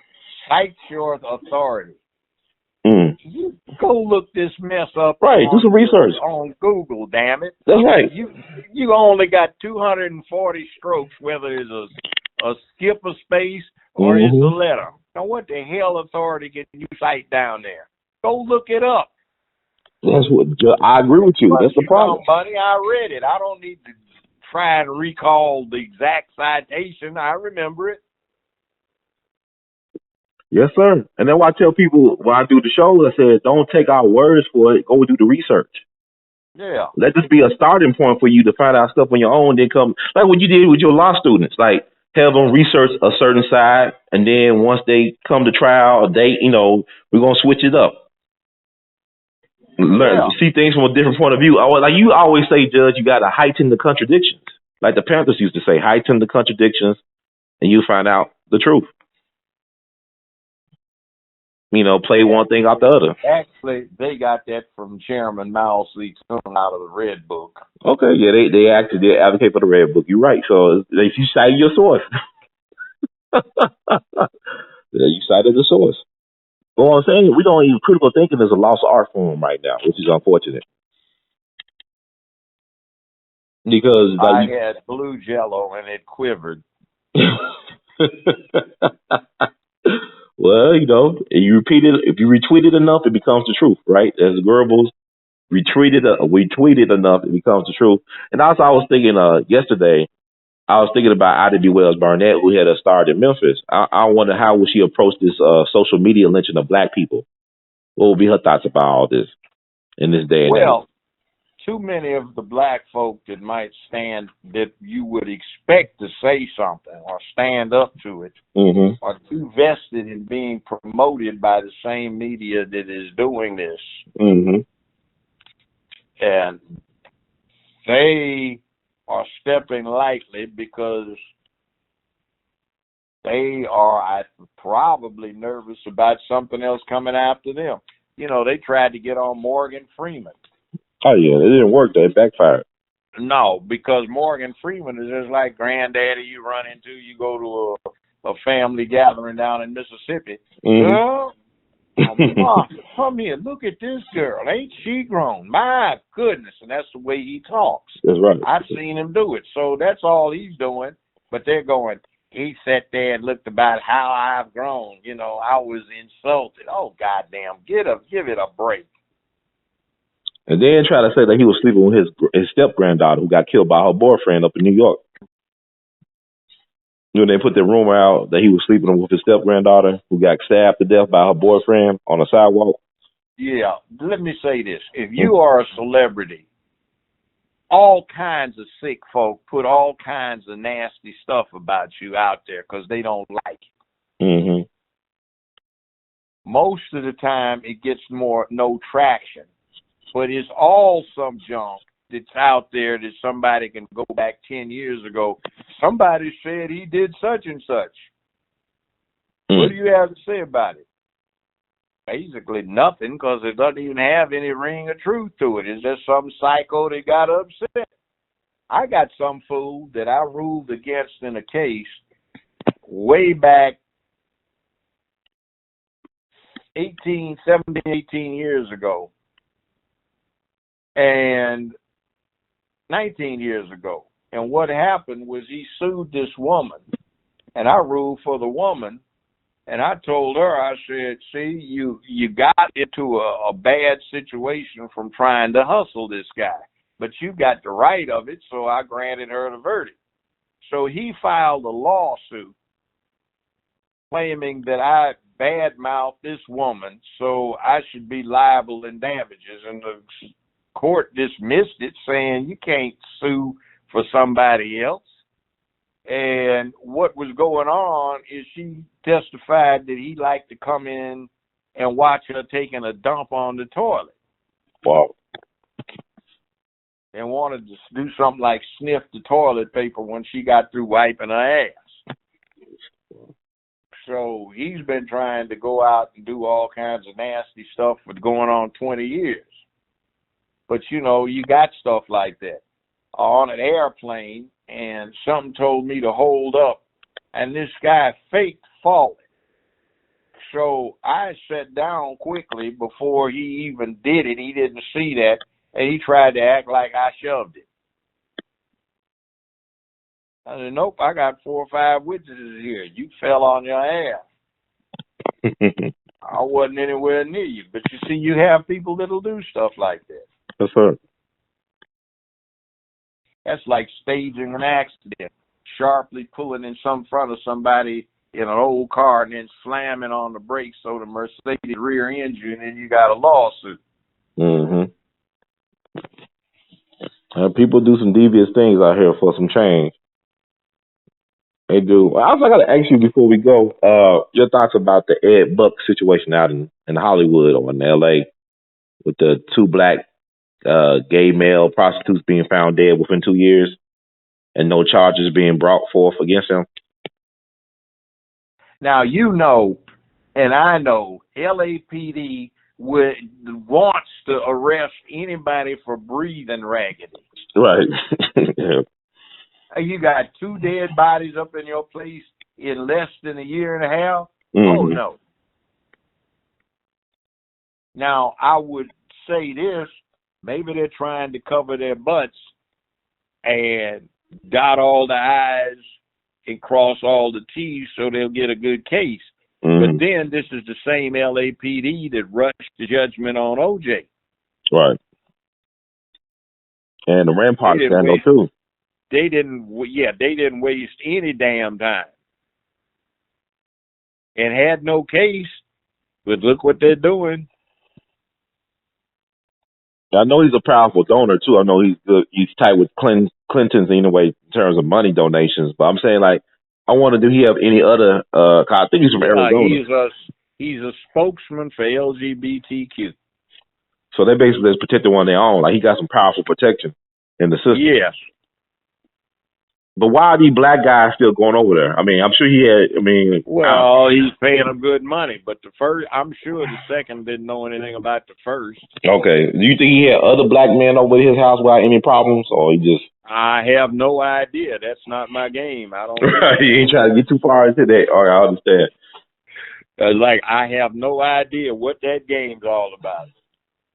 But the thing about it is, it's kind of like LA Confidential.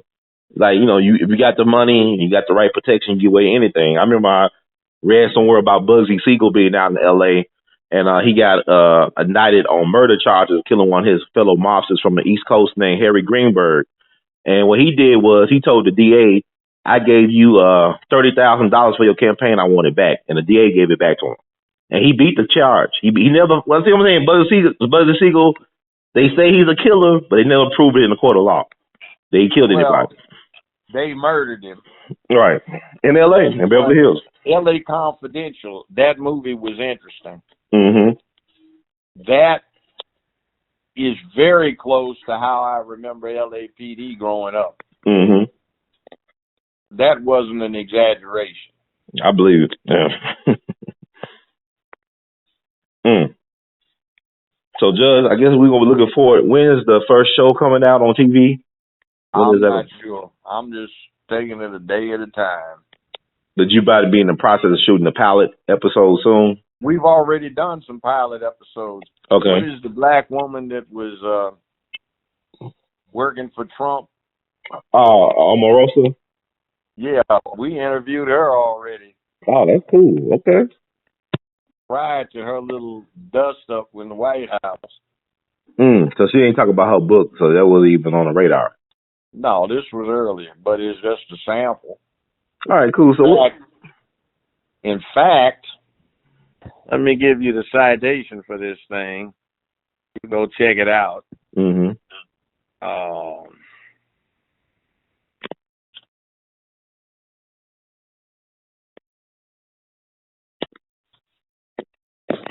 Hot topics with Judge Joe Brown.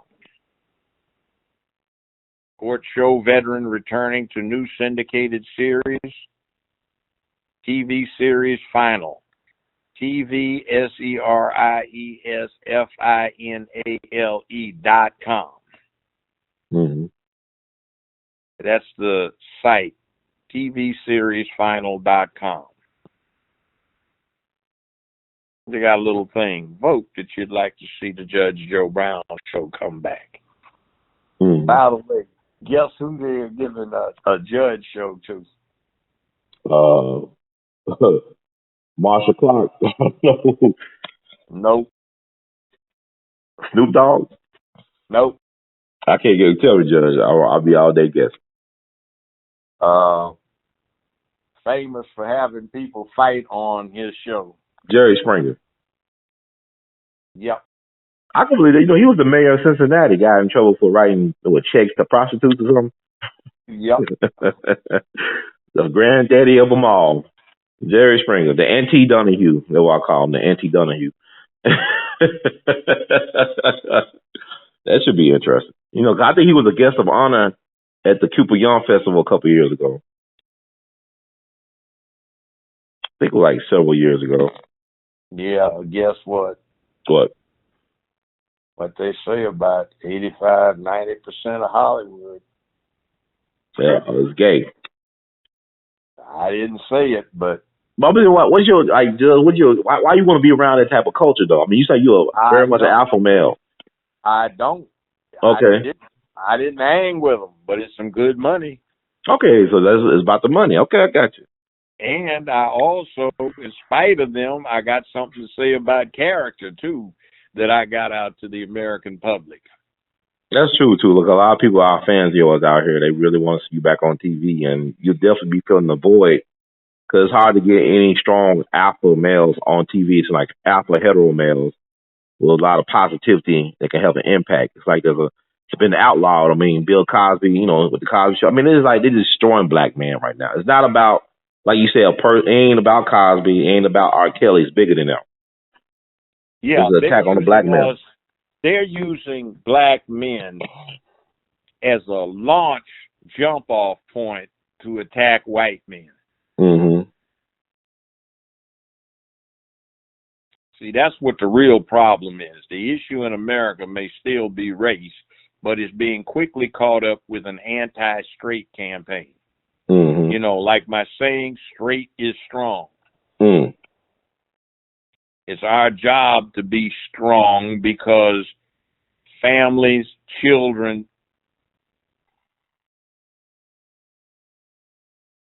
womanhood, and manhood need it. All right. Anyway, it's late, brother. It's 2-something in the morning. Oh, yeah.